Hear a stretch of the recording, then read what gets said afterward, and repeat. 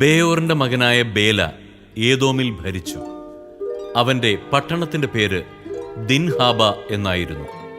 ബേല മരിച്ചപ്പോൾ ബൊസ്രായിലെ സേറഹിന്റെ മകനായ യോബാബ് രാജാവായി.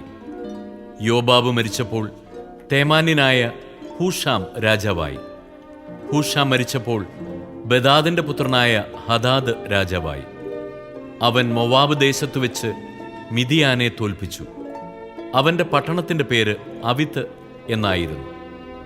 ഹദാദ് മരിച്ചപ്പോൾ മസ്രേക്കായിലെ സമല രാജാവായി. സമല മരിച്ചപ്പോൾ നദീതീരത്തുള്ള റഹോബോത്തിലെ സാവൂൾ രാജാവായി. സാവൂൾ മരിച്ചപ്പോൾ അക്ബോറിന്റെ മകനായ ബാൽഹാനാൻ രാജാവായി. അക്ബോറിന്റെ മകനായ ബാൽഹാനാൻ മരിച്ചപ്പോൾ ഹദാറാണ് തലസ്ഥാനത്ത് ഭരിച്ചത്. അവന്റെ പട്ടണത്തിന്റെ പേര് പാവു എന്നായിരുന്നു. മെസ്സാഹാബിന്റെ പൗത്രിയും മത്രദിന്റെ പുത്രിയുമായ മെഹേത്തബേൽ ആയിരുന്നു അവന്റെ ഭാര്യ.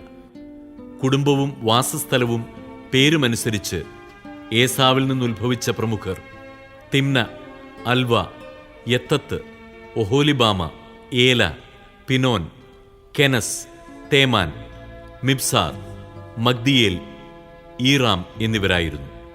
തങ്ങൾ കൈയടക്കിയ നാട്ടിലെ താമസ സ്ഥലമനുസരിച്ച് ഏദോംകാരുടെ പ്രമാണികൾ ഇവരായിരുന്നു. ഏസാവാണ് ഏദോംകാരുടെ പിതാവ്.